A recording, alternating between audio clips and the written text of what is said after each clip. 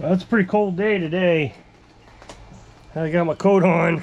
It's been raining all day and my jacket got wet, so my sweatshirt needs clean. Both of them needs clean, so I thought I'd put my coat on. Carolyn ordered me more sweatshirts because this temperature is ridiculous. It's been cold for 2 weeks.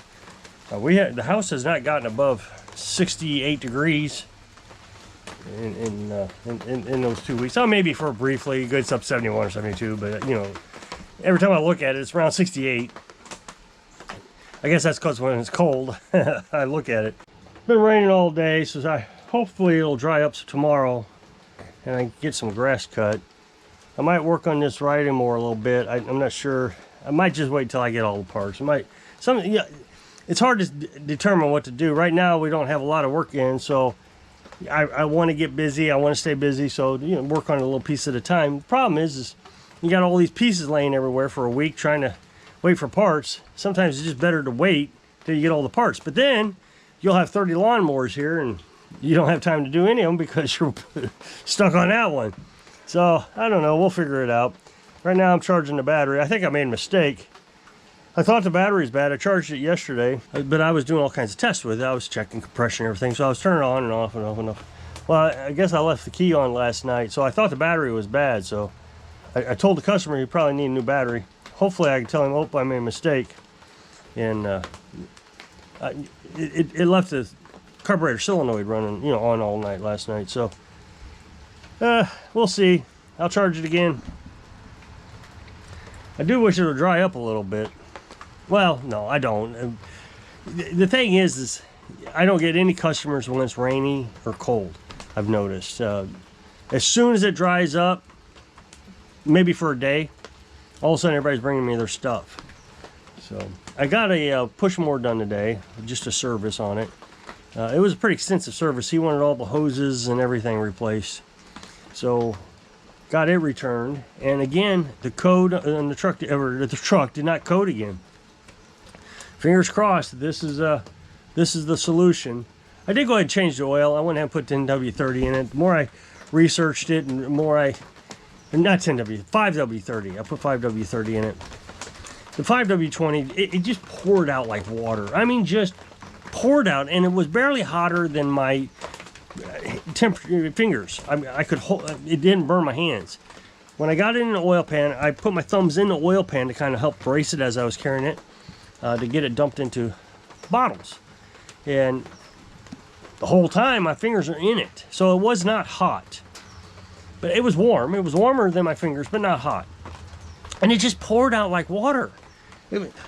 I have worked on lawnmowers that had gasoline in the oil, and that's what that reminded me of. I was sniffing it to see if there was gas in it. That 5W20 is just, it's like water. When it's not even when it's hot, just above skin temperature. I bet it wasn't 120 degrees, 110 degrees. You know, your water heater's probably 110, 120, maybe 130 degrees. So I put that 5W30 in it, and everything on the web said it was going to run with worse gas mileage. I have not noticed it yet. Granted, I haven't done a lot of highway traveling, but just running around here, returning lawnmowers and stuff, I can get about 23, 24 miles to the gallon going into town.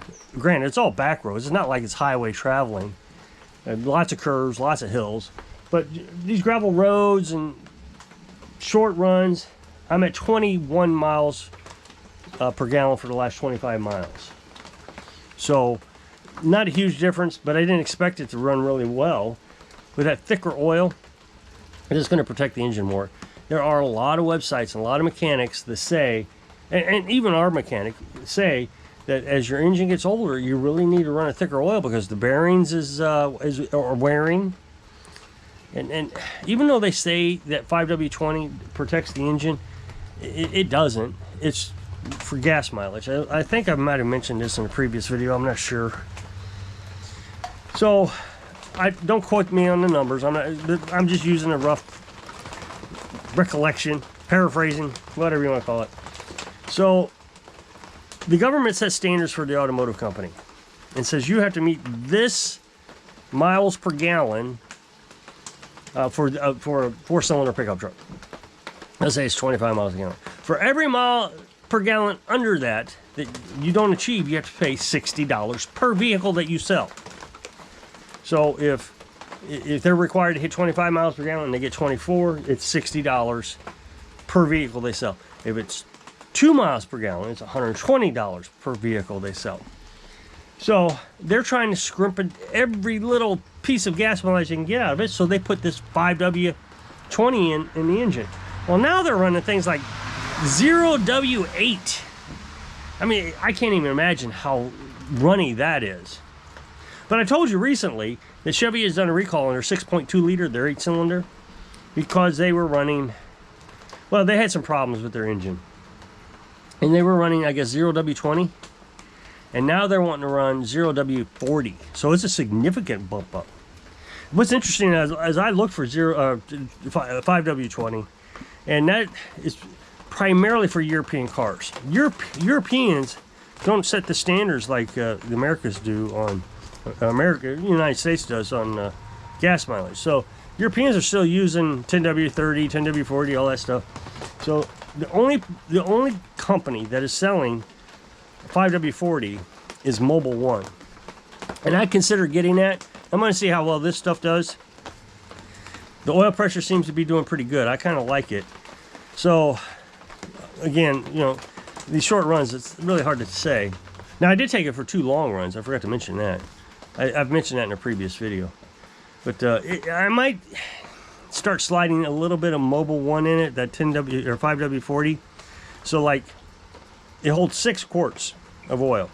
I might put, you know, buy the 5-quart 5W30, and then buy 1 quart of 5W40, just so I can get it to a little bit thicker blend, and just experiment as the truck gets older. I'm really not impressed. The American companies have decided that they're going to sacrifice engine quality for gas mileage. And I don't know, I'm kind of frustrated by that. I wish I'd have known this sooner. I will never buy another vehicle, a new vehicle, I don't think. I just can't imagine buying another one. This one's paid for. I paid for it quickly. It was brand new when I bought it. And I hate that I didn't know this. That the oil viscosity hurt it. Now, the thing is, I guess, in the end, I had, what, a 5-year, 100,000 mile warranty. Well, this truck's 10 years old this year. Well, it's coming up on, it's going to go on to 11 years. It's coming around 11. So 10 and a half years, whatever you want to call it. So I would have had to have run 5W20 for the first 5 years. I would have had to have. So my warranty wasn't void. Or 100,000 miles, whichever came first. So I wish that 5 years ago I would have started switching over to that 5W30. Hopefully I haven't ruined it. It's only got 92,000 miles on it. And, you know, something is making that 5W20... there's just something about the 5W20 I think that is causing the code.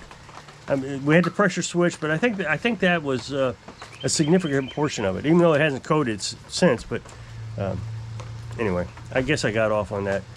It was a lot of research is what I'm trying to say. And I would highly recommend that you start watching, like, the, what is he called? The Mobile Oil Geek. He's pretty interesting. He's got a lot of good videos. He's like got a degree in oil viscosity or something. He does all kinds of tests, and I guess he builds race car engines. And start studying this stuff. It's if you're wanting to preserve your vehicle, I think that's a good way to start, is look at your oil. Oh, I wanted to talk to you about customers. I understand that, you know, people will call you up and say, hey, I'd like for you to work on my mower, and you say, okay, that's great. When you bring it over, I'll let you know when I bring it over, and then they never get a hold of you again. I bet I got 10 people in there who said they were going to bring me their mower that haven't. And I was getting frustrated with that. Well, I'm still frustrated with it, let's be honest. But I just called the mechanic 2 or 3 times, and I told him, yeah, I'd like to schedule. Well, the first time I called him, I was talking about oil pumps. And I said, well, before I schedule a $2,000 appointment with you, I'm going to try a few more things. And he said, okay, that's fine. And then I did make an appointment to get the engine tested, the computer tested. and I canceled that. So I called him on Friday, and Memorial Day evening, it was late, it was like 8 o'clock, I left a message, and I told him I canceled, you know, I needed to cancel. And I even said, I want you to be able to have an opportunity to fill my time slot. So I gave him plenty of time, so Monday evening to Thursday morning. And I feel like that's respectful. I mean, I'm sure he's disappointed he didn't get the business. I would be too. But I would think I would rather somebody say, hey, you know what, I'm going to try this on my own. And what cued me into this was yesterday. Guy that's I've done some work for before. He said, do you do on-site repairs? And I said, I'll pick it up. And he says, let me look at it first, and then if I can't figure it out, I'll let you know. And I said, okay, that's great. And I thought, you know what, that was pretty polite. He didn't make any promises. He let me know that he was going to try to work on it, and that makes sense. Yeah, go ahead and work on your own stuff. I just don't understand how people can not keep their word. And there, one person said, hey, I got a zero turn. Can I bring it over? I said, sure, you can bring it over. And then he says, well, I need to find a trailer. Well, I don't want to volunteer pickup. And Carolyn and I have been talking about this on and on and on. Of course, I'm not going to pick up zero turns. They're too big for the truck. And I know people keep telling me I need to get a trailer. I'm not going to get a trailer. When we get up these lake roads, the truck barely fits on these roads. It's terrible. There is no way I'm taking a trailer up there. So, I mean, I was just told that yesterday. Oh, you need to get a trailer. And for this lawnmower, there is no way I could have gotten a trailer up his drive. It just wouldn't have gone. He has this huge shed probably a half a mile before his house, and he gives me his address. So I go to his address. He's not home. So I call him and I said, I thought you said you were going to be here. He says, yeah, I'm at the shed. You passed me. I'm like, well, why didn't you call me? Let me know I passed you. So I had to turn around. There was no place to turn around. I was doing this little, trying to get turned around. Could you imagine if I had a trailer? It just wouldn't have worked. So, no, I'm not going to get a trailer. So I'm not going to pick up zero turns is my point. So I can load these lawnmowers like this up in the back of the truck. Pretty easy, actually. I've got it down pretty good now. It's not that hard. Anyway, this guy says, I got off track. This guy says he's going to bring a zero turn. And then he says, I have to find a trailer. Well, it's a zero turn. I can't come pick it up. I said, well, a lot of guys will go over to the hardware store and rent a trailer. I think it's like $30, and you can bring it right on over. Okay, yeah, I'll do that. So I thought he was coming. I mean, I honestly thought he was going to bring it over. Never did show up. Another gal, she messages me. And this is what I don't understand. There's a lot of people who do this. They want a price before they'll make a decision. She says, I've got a Craftsman mower. It won't stay running when we engage it. We've replaced the carburetor and a bunch of other stuff, some belts, and it still won't roll a battery, and it still won't run. Well, it could be anything. It literally could be anything. It could be the seat switches, and when she tries to engage it, the switches are syncing up, and it could be ignition coils. It could be anything. How much are you going to charge me for that? I said, well, I'll tell you what, bring it over. I'll give you a free estimate, and then you can decide if you want me to work on it. Okay, well, I got to find a way to get it over to you. I'll pick it up. She read the message, never responded. So she didn't want to bring it over. She wants to know what the price is going to be. She doesn't want to deal with it. She just wants it. This one, it was interesting. He bought this used. It needs a lot of work. I mean, a ton of work. And it needs a bar underneath there. He's got a chain. I don't know if you can see it from here, but he's got a chain hooked it up. It needs an intake manifold. You could use an oil change. Spark plugs. I mean, it just needs everything. I don't want to spend much money on it. It's used. It's, well, okay, well then, don't work on it. I mean, you got to spend money. So he gives me a price range that I can work on, and I'm almost at that top end of that price range. The exhaust manifold itself was $70. I mean, so it's it needs a fuel filter. Oh, and I got to get the gasket set. There's a set of gaskets you got to buy for that intake manifold, and the bar. So it didn't really leave me a lot of room. And then if the battery's bad, that's going to put me $5 under his maximum price range. So it's just strange how people think they want it for free, or they want a price, or they want you to come over. And I'm not going to come over. People start looking over your shoulder and questioning what you're doing and why you're doing that. Kind of stressful. And not only that, I get distracted. They just start yapping and yapping and yapping, and I'll forget something. I've done that before. Went over, did a guy a favor.